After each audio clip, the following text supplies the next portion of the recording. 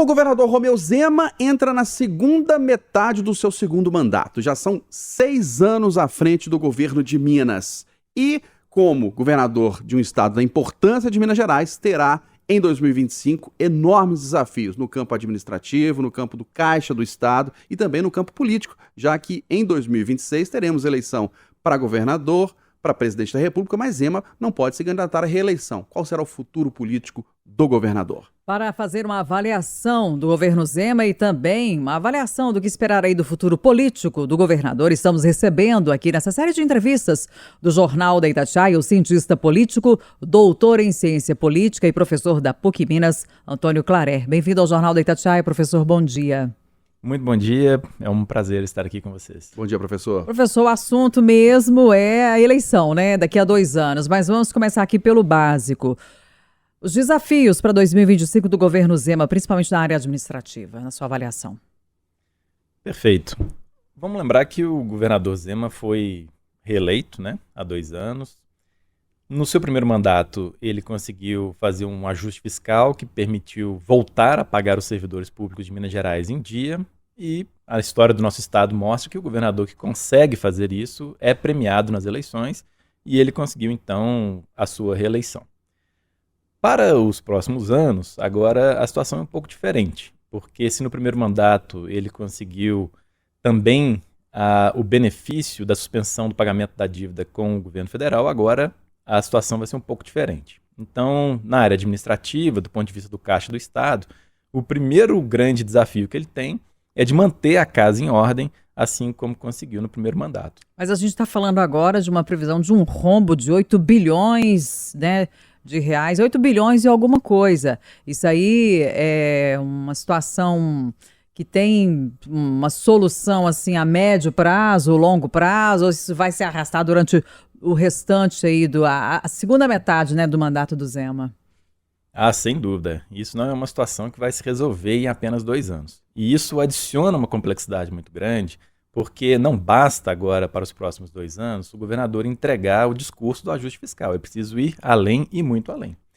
Nós tivemos, Kátia, recentemente a pesquisa Quest indicando quais áreas o governo é mais bem avaliado, e as áreas de saúde, de transporte, de mobilidade, são áreas que o eleitor mineiro espera mais do governo. Então, o grande desafio do Zema, eu diria, é fazer mais, é entregar nesses próximos 2 anos com o que tem, né? Mesmo enfrentando esse déficit, mesmo enfrentando esse rombo, é preciso trabalhar para fazer entregas agora nessa reta final. E o senhor acha que o governador Romeu Zema, o senhor falou desse ajuste que foi feito no primeiro mandato, volta do pagamento em dia dos servidores, 13º, mas o senhor avalia o governador Romeu Zema como um bom governador, um governador ruim, mediano? Qual que é a avaliação do senhor nesses 6 anos? É porque quando ele foi eleito em 2018, foi uma surpresa, né? Ele não tinha carreira política, teve dificuldades até no relacionamento político no primeiro mandato, depois isso foi se aperfeiçoando. Enfim, o senhor considera ele como um bom governador ou não? Olha, Eustáquio, a gente na ciência política trabalha com a percepção da população. E a pesquisa que eu citei agora há pouco mostra que o governador Zema ele tem um nível de aprovação de 61%, 62%, contra um nível de reprovação de cerca de 30 e poucos, então que dá um saldo positivo para ele de 30%, né, 30 pontos percentuais. Para a gente ter só um nível de comparação, o presidente Lula em Minas Gerais tem um saldo positivo de cerca de 5%. Né? Então, para os eleitores mineiros, o governador Zema é um governador bem avaliado. E isso, a trajetória dele também, inclusive se a gente for lembrar da sua reeleição recente, mostra que ele tem sido um governador com um nível de avaliação razoável, muito bom. Assim como também, Eustáquio, é importante lembrar, os outros governadores. Né? Essa pesquisa da Quest da semana passada trouxe também um nível de avaliação em Goiás, no Paraná e em São Paulo, e todos esses governadores também, assim como o governador Zema, estão bem avaliados. Isso está no contexto também, sabe, Kátia, Eustáquio, de um contexto de época em que governadores de direita têm sido bem avaliados no Brasil. Né? São todos esses que você falou, são de direita, São todos esses que eu falei, são de direita. São Paulo, Goiás e Minas Gerais. Perfeito. E aí, já que o senhor está tocando essa questão, né, mais nacional, citando outros governadores e fez até essa comparação com a avaliação do presidente Lula, vamos falar então de eleição, 2026. Qual que deve ser o caminho do governador Romeu Zema? A gente tem o Ronaldo Caiado, que teve uma decisão na justiça desfavorável, né, que o impede de disputar as eleições. Ele fica inelegível. É claro que ele pode entrar com recurso, já deve, inclusive, até ter entrado, mas a decisão de momento é essa. O Tarcísio de Freitas, lá em São Paulo, disse que pretende disputar a reeleição. A situação do Bolsonaro, a gente já conhece qual é. O principal nome da direita, a gente pode dizer que seria o Zema hoje? Olha, recentemente o governador Zema se colocou à disposição para disputar as eleições presidenciais de 2026 na posição de vice, compondo com algum outro nome da direita e fazendo uma chapa, então, que o tivesse nessa posição, compondo como vice. Veja, para qualquer candidato, ter um governador de Minas Gerais, segundo maior colégio eleitoral, com a tradição política que nós temos na vice, seria muito positivo, seria muito bom, seria uma composição muito interessante no campo da direita. Mas, como muito bem a Kátia colocou, nós estamos aí com o desafio do governador de Goiás, que era o mais entusiasmado, que agora está com esse desafio judicial. Nós temos o governador de São Paulo, que há poucos dias anunciou que pretende concorrer à reeleição ao governo. Nós temos o ex-presidente Bolsonaro, que, apesar também dos seus desafios, né, com a justiça, tem se apresentado e dito que não, ele é o caminho, ele é o nome e que não abre mão dessa posição.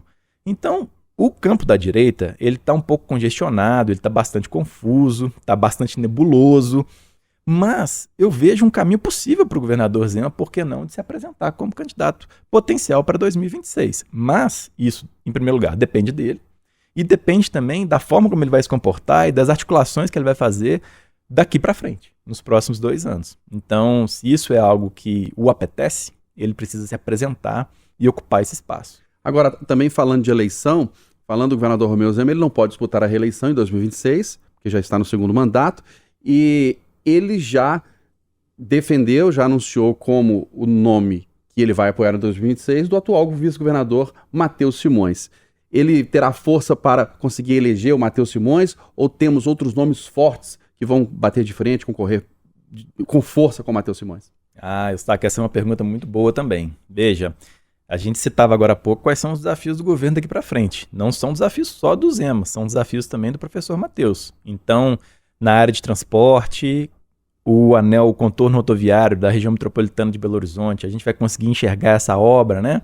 Na área da saúde, o tema dos hospitais regionais, eles vão sair do papel também, a gente vai ver a construção nas nossas macro-regiões do estado de Minas Gerais. Então são entregas importantes e que vão falar muito sobre o potencial do vice-governador de disputar as eleições em 2026.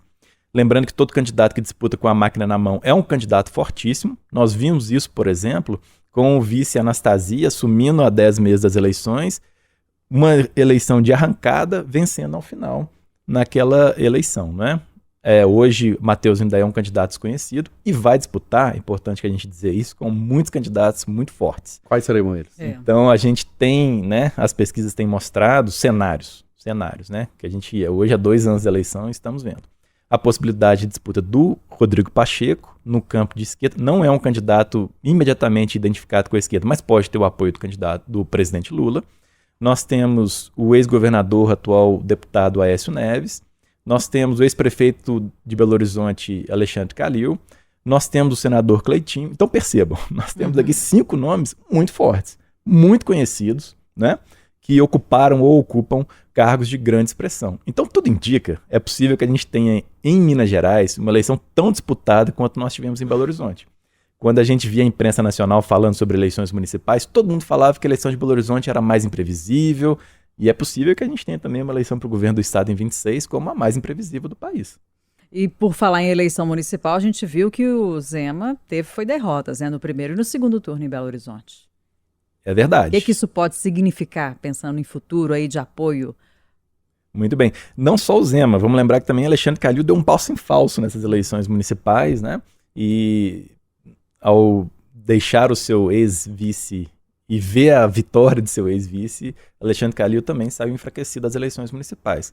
Mas notem, diferentemente de outros estados do Sudeste, como por exemplo São Paulo ou Rio de Janeiro, o peso eleitoral da região metropolitana e da cidade de Belo Horizonte é menor no contexto do estado de Minas Gerais.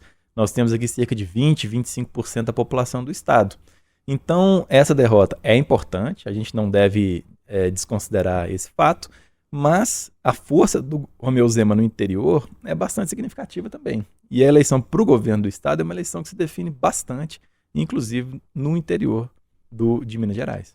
Nós conversamos no Jornal da Itatiaia com Antônio Claré, cientista político, doutor em ciência política, professor da PUC Minas, fazendo uma avaliação do governo Zema e o futuro político e administrativo do governador. Professor Antônio Claré, obrigado pela presença do senhor aqui, um grande abraço e um ótimo 2025. Muito obrigado, Eustáquio, muito obrigado, Kátia, e um grande abraço a todos os colegas da Itatiaia. Obrigada, professor. Até a próxima. Feliz Ano Novo.